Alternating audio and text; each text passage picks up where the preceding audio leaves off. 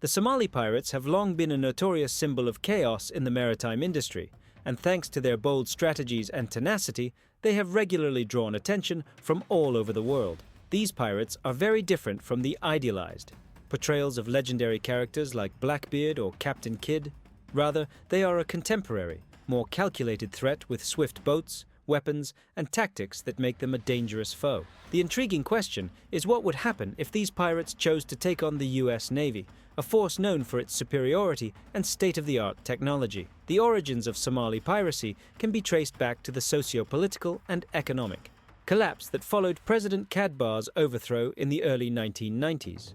The civil war that followed and the absence of a functioning government left Somalia in chaos, which made it easy for foreign fishing fleets from different countries to exploit the country's territorial waters. Local fishermen, who were deprived of their main source of income, turned to piracy as a means of resistance and survival after these. Fleets destroyed their local fish stocks and even dumped hazardous waste, wreaking havoc on the marine environment.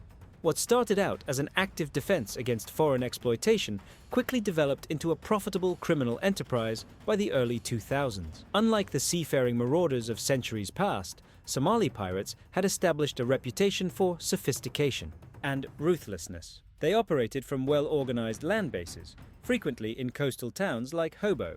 Their tactics included hijacking ships, taking crews hostage, and demanding hefty ransoms that frequently totaled millions of dollars despite their resourcefulness. They also used small, agile skips that allowed them to launch swift attacks on unwary vessels armed with AK-47s, rocket-propelled grenades, RPGs, and other weapons.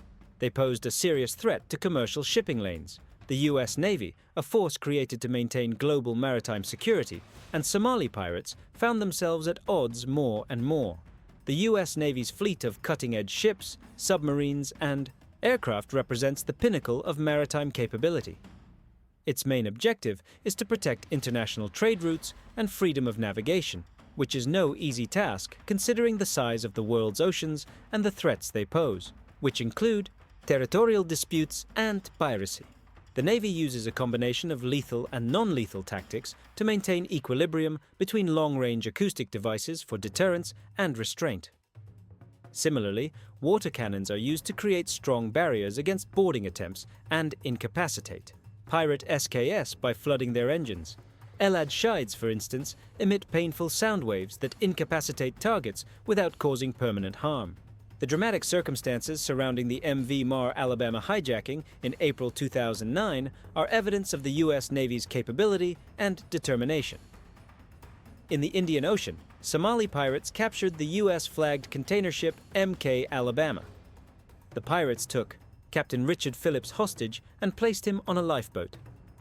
The situation was dire, with tensions rising as negotiations broke down. The US Navy quickly sent the USS Banbridge to the scene, and following days of standoff, the Navy SEALs conducted a risky nighttime operation.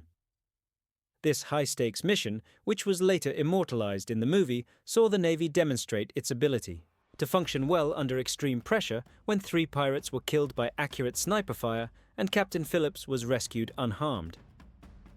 When the USS Nicholas encountered Somali pirates in the Indian Ocean in April 2010, it was another noteworthy encounter.